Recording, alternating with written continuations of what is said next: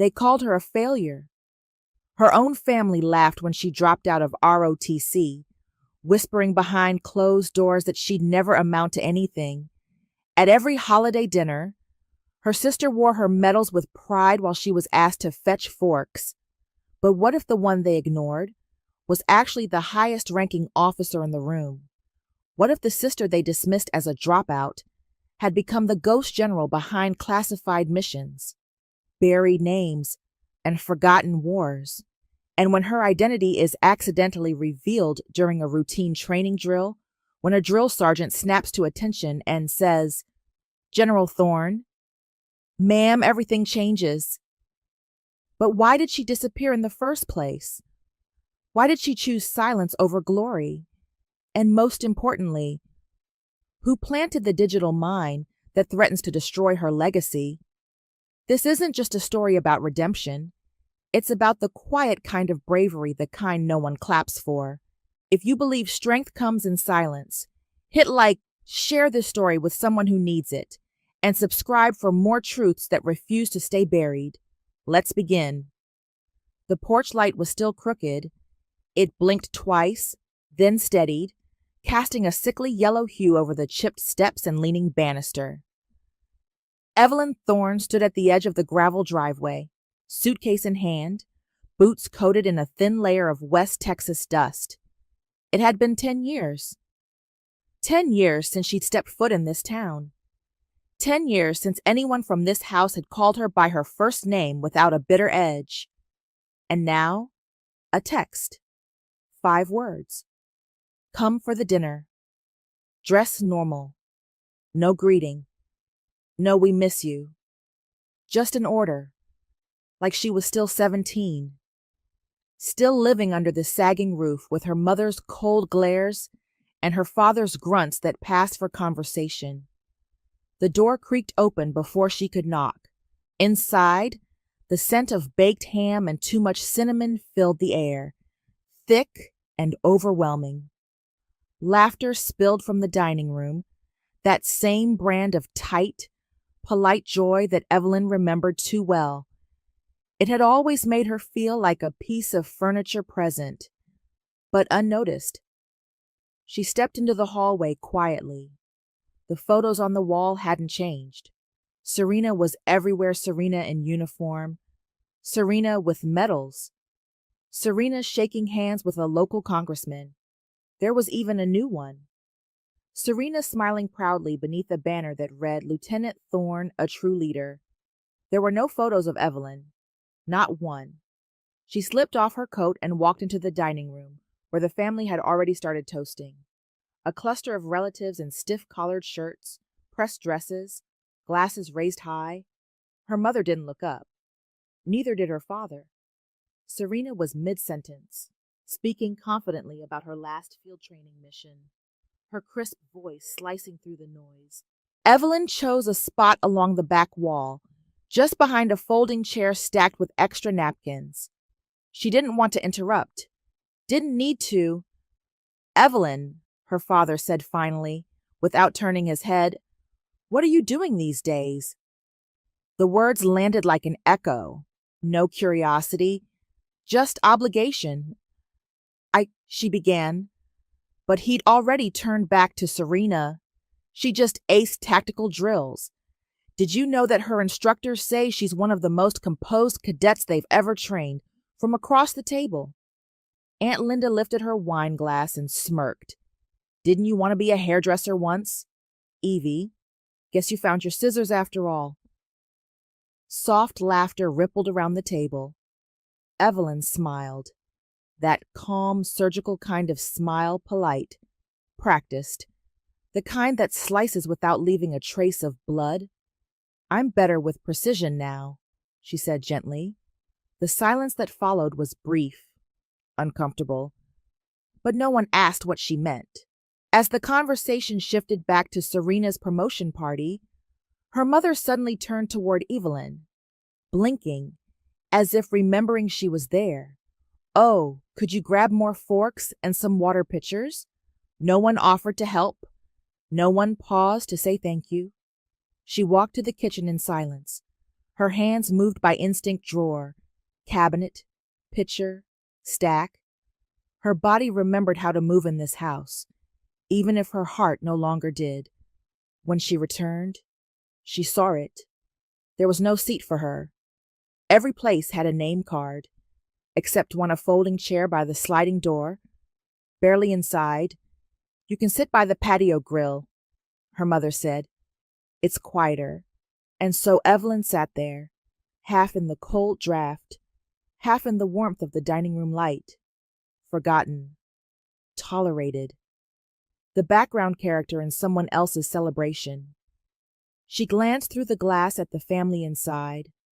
Serena was radiant chin high, eyes sparkling, surrounded by pride and applause.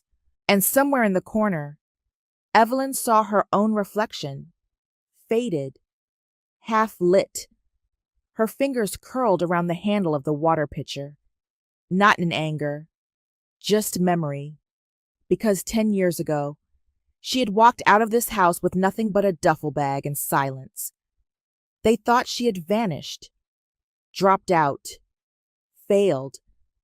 What they didn't know was that she had disappeared for a reason, and that her name wasn't Evelyn back then, not officially, not on paper, but someone somewhere still remembered, not in a blaze of rebellion, not with a slammed door or dramatic goodbye. No Evelyn Thorne left quietly, like breath leaving a window pane in winter. It had started with exhaustion, not the kind you fix with sleep, but the kind that wraps itself around your bones. She was 19, with a scholarship to Redwood Military Academy, a full ride through the ROTC program. On paper, she was perfect. But paper never showed the panic attacks, the shaking hands during inspections, the moments she sat on the dorm room floor, gasping, while no one knocked on the door because everyone thought she was too put together to fall apart. She lasted through her first year, just barely. Then one night, after another silent breakdown in the stairwell, Evelyn walked into the registrar's office and signed a withdrawal form. They called it a failure. Her father refused to speak to her for weeks. Her mother said, "We don't quit things in this family." Serena avoided her entirely.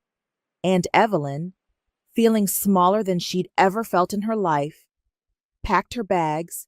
But 3 weeks later, before the ink on her dropout papers had dried, Evelyn signed something else. A document that required no fanfare, no parade, just silence and commitment. U.S. Strategic Operations Directive Contract 72A, Classification Shadow Entry. She was recruited quietly through an academic mentor who had once worked in intelligence and had seen her aptitude. She passed psychological evaluations that didn't ask if she was broken, but how she broke, and why she still stood up afterward. It wasn't a redemption arc. It was a redirection. She was trained for shadow work missions that required no recognition, only results. She learned encryption, field infiltration, digital forensics, high-stakes decision-making, and she excelled. Not because she wanted to prove anyone wrong, but because it gave her something she hadn't felt in years. Control over her mind, her mission, her silence. She wore a new name, a new badge. Her original military records were scrubbed clean, an intentional erasure. She became a ghost by design. Her work took her to silent corridors of military intelligence offices in Singapore, brief stints in Bucharest, a classified program in Alaska known only by initials.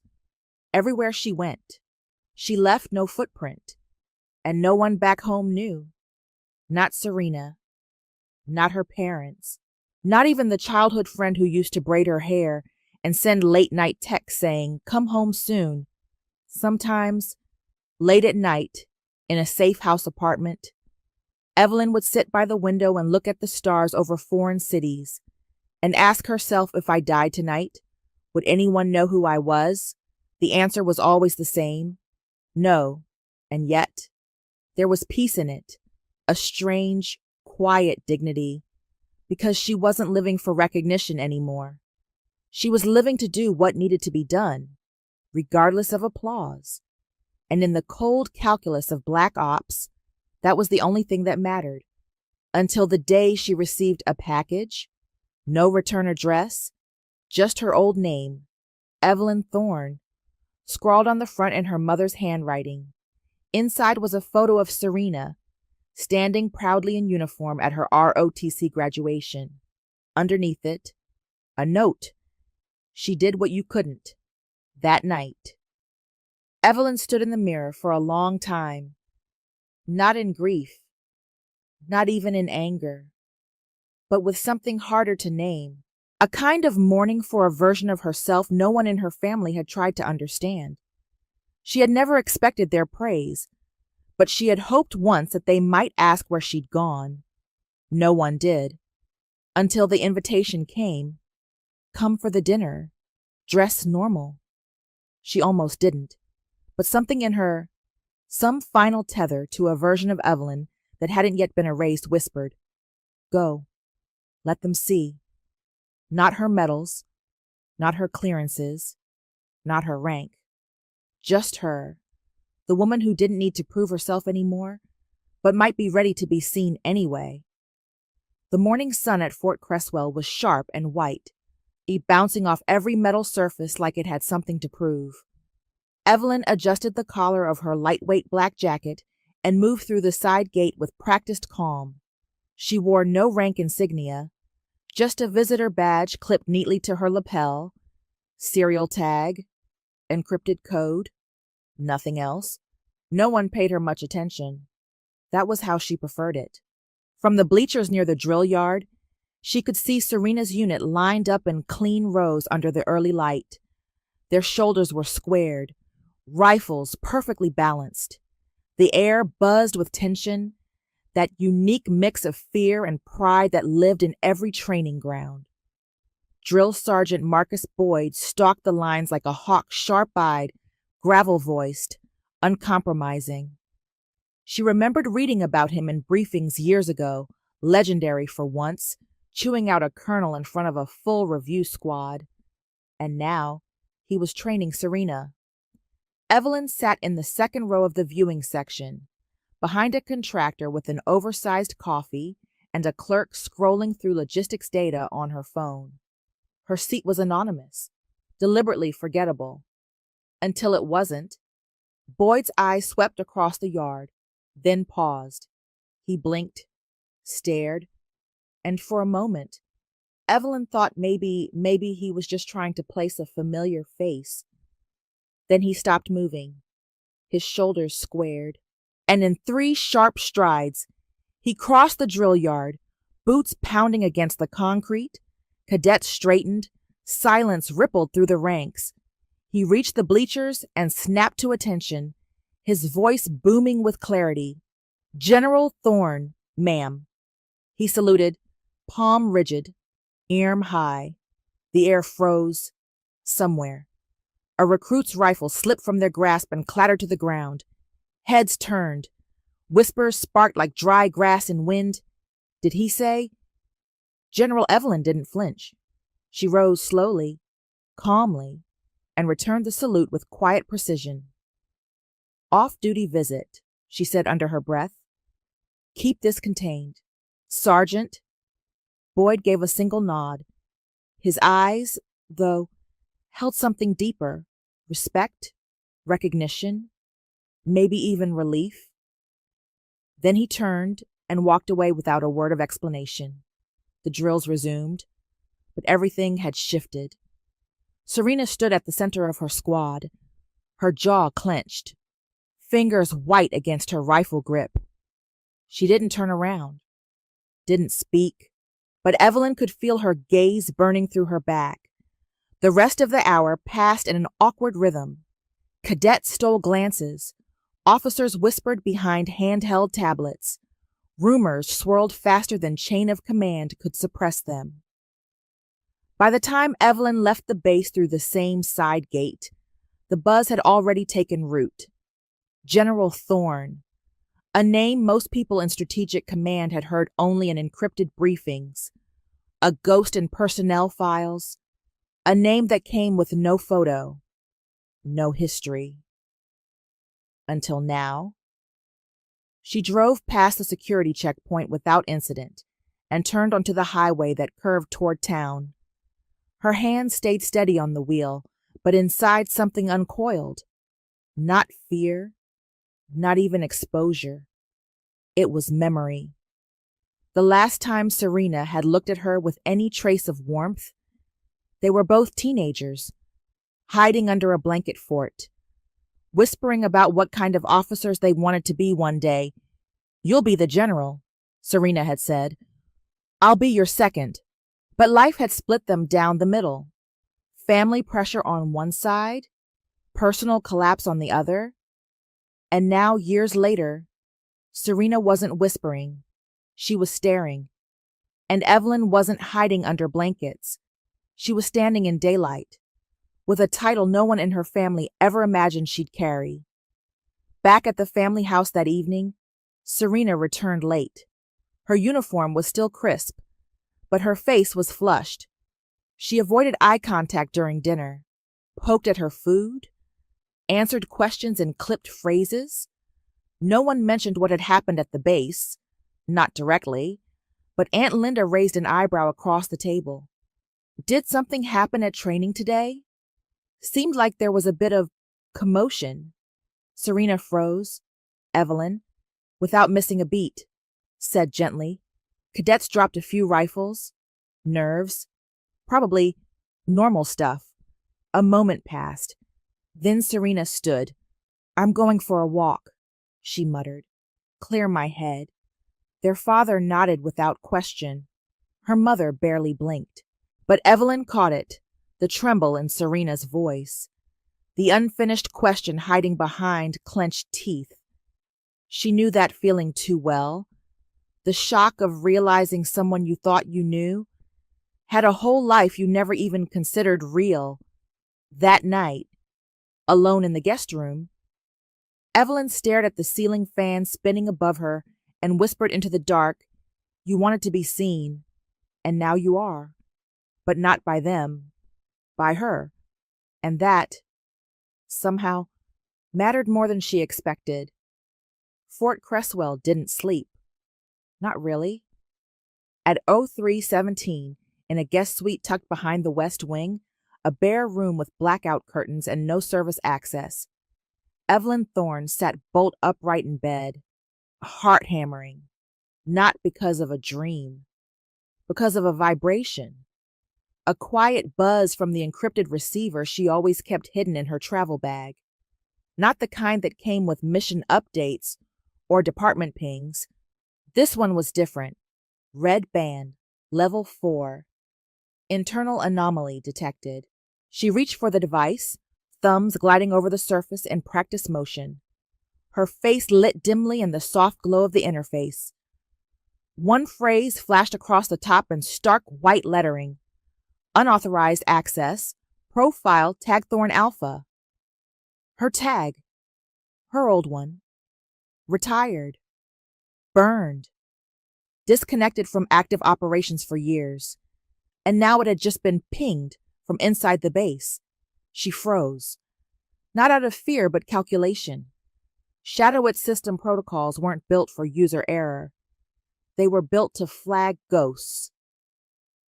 Echoes. Threats. If someone had stumbled into her old credentials, they weren't just activating a dormant clearance. They were unlocking access to the Aegis contingency, a multi-layered, fail-safe Evelyn had helped design back when Black Ops needed buried protocols for silent exits. And the worst part, whoever accessed it likely had no idea what they touched. She stared at the log entry, encrypted, partial, incomplete. But one thing was clear. The access path didn't come from Shadowet's external gateways. It came from within Fort Cresswell, from a node labeled Thorne H1. Her breath caught. Serena's temporary access device. The one Evelyn had quietly slipped into a duffel months ago, thinking it was inert, a blank slate. Except Serena had used it. And now the system thought Evelyn was trying to breach national security. The irony was brutal. The person who had lived in shadows to protect the system was now flagged by it. She got dressed slowly, black tactical slacks, fitted shirt, her badge clipped on but rank still concealed. Calm, controlled, the way she had been trained to move when everything else was burning. By 0400, she was in the base's digital diagnostics lab. The air smelled of cold steel and overworked circuits. Harsh LED lights buzzed overhead. No windows, no clocks, just numbers. Major Leona Ferris, head of cyber response, waited by the main console. Her uniform was immaculate, her face unreadable. "You've seen the log," she said, skipping greetings. "I have, and it wasn't me.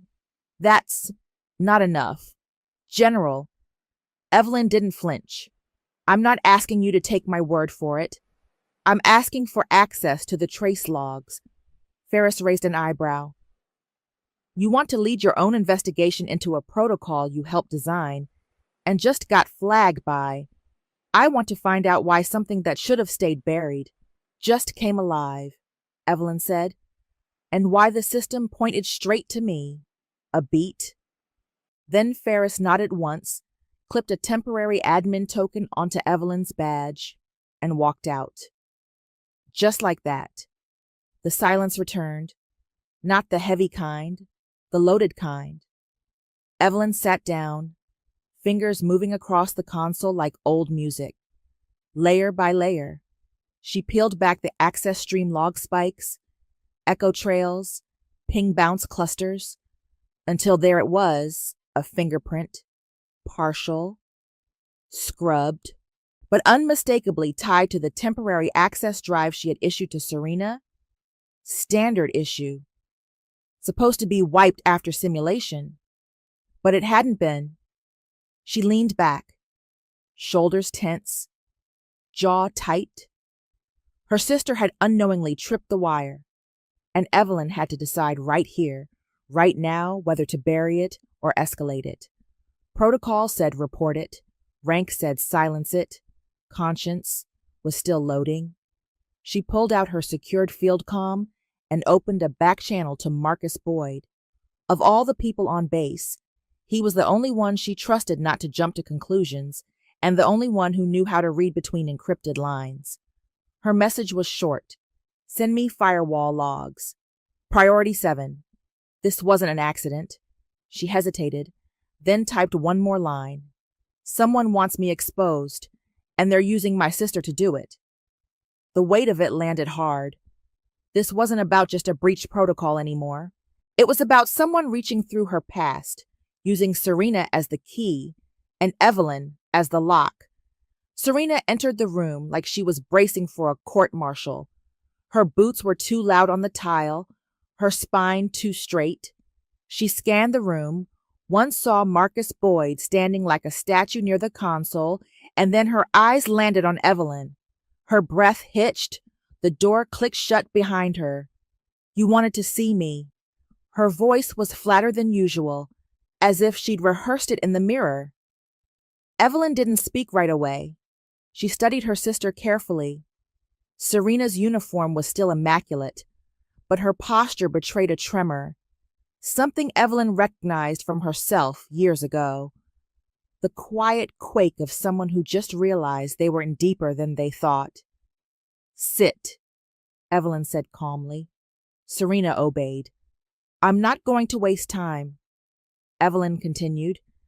"There was an access breach 2 nights ago. It triggered a dormant protocol, something from a program we buried years ago." Serena swallowed hard. "Is that bad?" "It's more than bad. It's dangerous. That access path was linked to an old ID tag mine. But it wasn't me. It was traced back to a device I gave you." The words landed like a slap. Serena's face shifted confusion, panic, then something closer to shame. I didn't mean to, she started. I know. Evelyn held up a hand, not accusatory, just still, present. This isn't about blame. This is about understanding what you touched. That device wasn't just a backup. It was a relic of classified ops data buried for good reason, and triggering it, even by accident, activated a system that now thinks I'm compromised. Silence filled the room like smoke. Serena's jaw tightened. So, what happens now? I should report you, Evelyn said softly. You breached federal protocol. It could lead to declassification hearings, security audits, even a dishonorable discharge.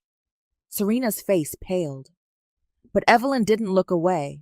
She leaned forward, elbows resting on her knees, voice barely above a whisper. But I'm not going to do that. Serena blinked. Why, she asked, her voice cracking. Evelyn hesitated. The old instinct to retreat, to deflect, pushed at the edge of her throat. But she didn't give in to it this time. Because I've lived too long in silence. I've seen what happens when people are punished for the wrong reasons. And because you didn't act out of malice, you acted out of curiosity. Serena's eyes glistened. She paused, voice trembling. I found the drive. I thought it was just a leftover training file. I didn't know it was real. I just wanted to understand who you were. Evelyn nodded slowly. You've always wanted answers, she said, but no one ever taught you how to ask the right questions. For a moment, they just stared at each other. Sisters divided by more than time, one shaped by fire and silence, the other sharpened by pressure and the light.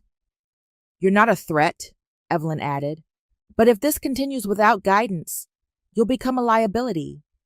And I'm not losing someone I've already buried once. Serena looked down, her voice a whisper. So what do we do? Evelyn straightened. You're going to help me fix this. She walked to the console and activated a secondary diagnostic sweep. We trace the breach, follow the packet echoes, look for external jumps in the firewall logs. There's a trail.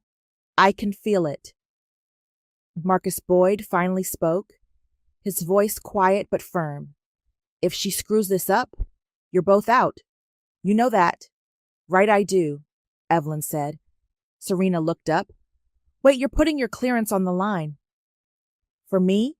Evelyn turned toward her, eyes steady. I've done worse for people who never apologized. I'll take that risk for someone who finally started asking the right questions. The air shifted then less heavy, more human. For the next 3 hours, they worked together. Serena read firewall logs. Evelyn decrypted legacy routing paths. Boyd monitored external queries. The room glowed with dull light and faint typing, each line of code a small act of trust. Then finally they found it. A signature embedded in the network mirror, 5 years old. A data worm hidden in legacy simulation files, designed to activate only if triggered by a specific clearance pathway Thorn Alpha. The Origin A program once run by a now disgraced operations officer. Someone who vanished just before an inquiry into misconduct. Evelyn stared at the data. This wasn't an accident, she said, almost to herself. Someone planted this, years ago, and waited. Serena stepped beside her, eyes locked on the screen. Waited for what? For me? Evelyn whispered.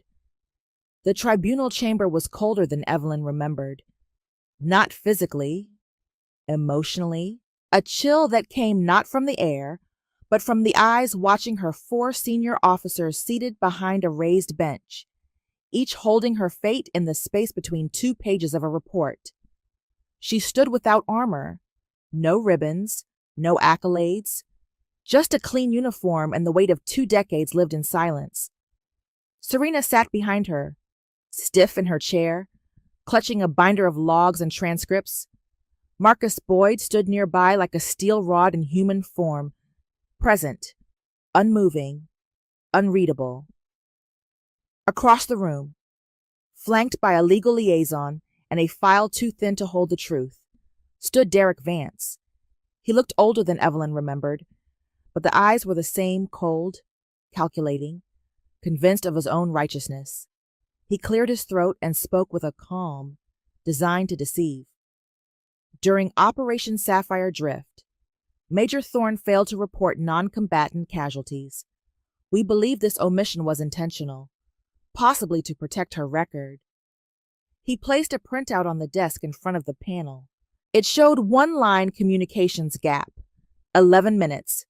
That was his entire case. Evelyn didn't respond right away. Instead, she reached into her folder and produced a different sheet omission order, time-stamped and signed by Vance himself. It was dated the morning of the incident. It authorized the perimeter clearance without verification of civilian presence. She laid it flat before the tribunal. He wrote the order, she said quietly, then handed it to an assistant and walked out of comms range. He knew what he was initiating, and when I refused to comply, he cut the line. One of the officers furrowed his brow. We have no record of that refusal. You do now, said Boyd. He stepped forward, held up a compact audio recorder, and pressed play. The room filled with Evelyn's voice, 5 years younger but still sharp. Hold fire. I repeat, hold fire. We have unidentified heat signatures. Some are too small. They could be children. Silence. Then the voice of the field operator, but we've got command's order, ma'am.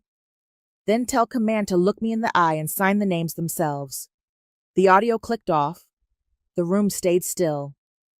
Even Vance didn't speak. His expression twisted, but no sound came out.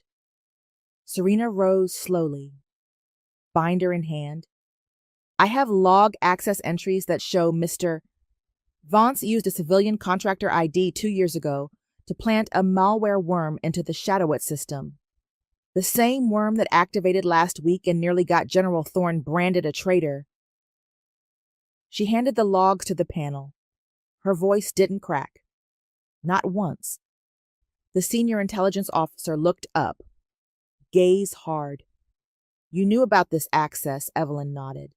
I found it 3 days ago, and I chose not to escalate immediately. Why? She looked straight ahead. Because I've spent my entire career cleaning up other people's messes quietly. If I needed to destroy a man's life, I wanted to be absolutely sure it was for the right reasons, not revenge, not pride, just truth. A long pause followed. Then the head of the panel, Colonel Reese Moran, leaned forward, fingers steepled. You could have been decorated for Sapphire Drift. Why didn't you file for commendation? Evelyn took a breath, then exhaled slowly. Because if survival depends on shadows, then you stay there. You don't climb into the spotlight just to say, look what I did. You survive, and you protect those who can't afford to be seen. The silence this time was different, not hesitant, reverent. Colonel Moran nodded. By unanimous vote, the tribunal finds General Evelyn Thorne cleared of all charges. Her clearance is restored, her status reaffirmed. Serena's eyes welled up, but she didn't cry. Evelyn didn't move, didn't blink. Then the clerk stepped forward with a sealed envelope. The Department of Defense has asked if you'd like to deliver a keynote address at the upcoming National Cyber Defense Summit, publicly, with recognition. Evelyn looked down at the envelope, then back at the tribunal. No, she said simply. If I'm stepping into the light, let it be for truth, not for forgiveness. That night, Serena found her sister in the empty operations room, staring at a screen full of old code. You didn't have to protect me, she said. Evelyn smiled gently.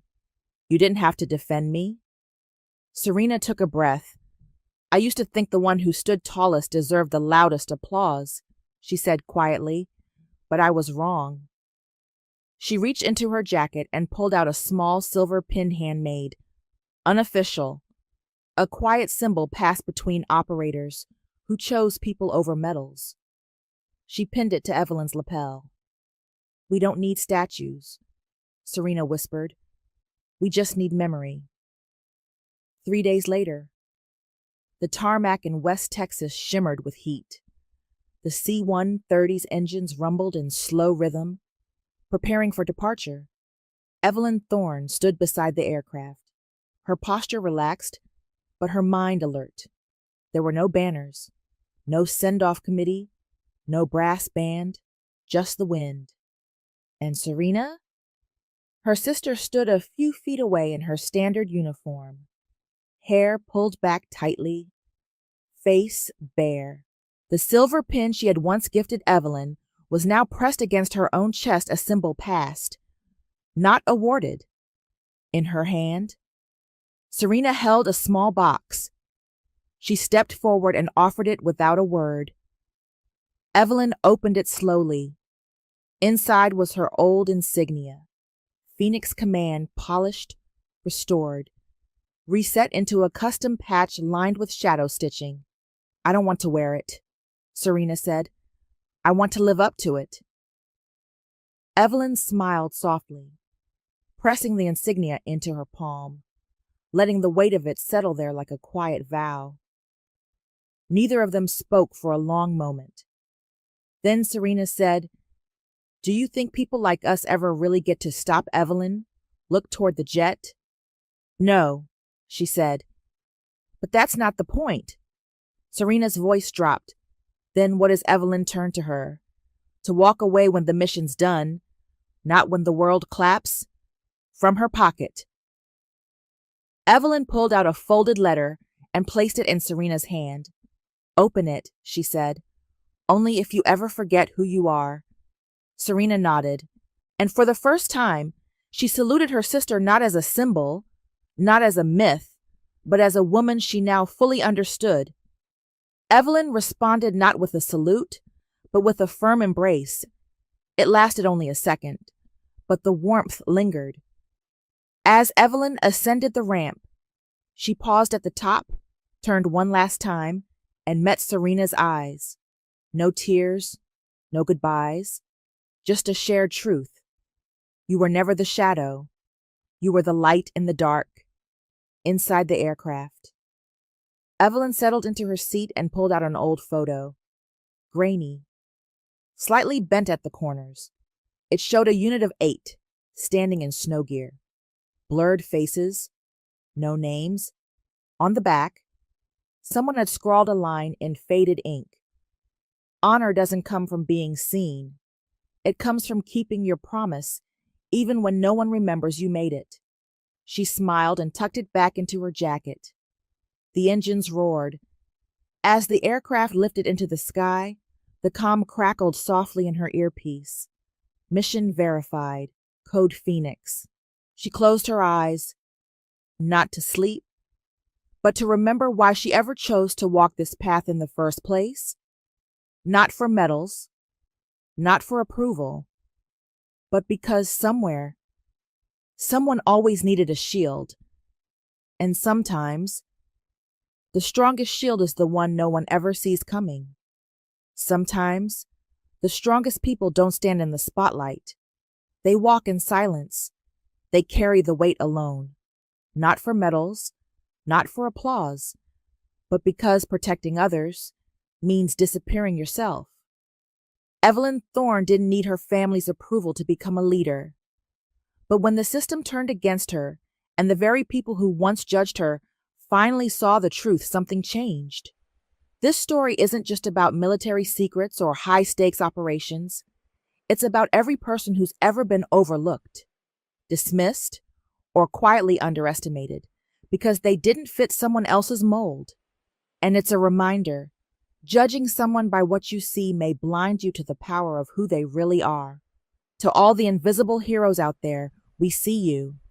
We honor you. If this story moved you, like, share, and subscribe to this channel. Your support helps these untold voices be heard. And trust me what's coming next. You won't want to miss it. We tell stories that matter because the quietest truths often speak the loudest.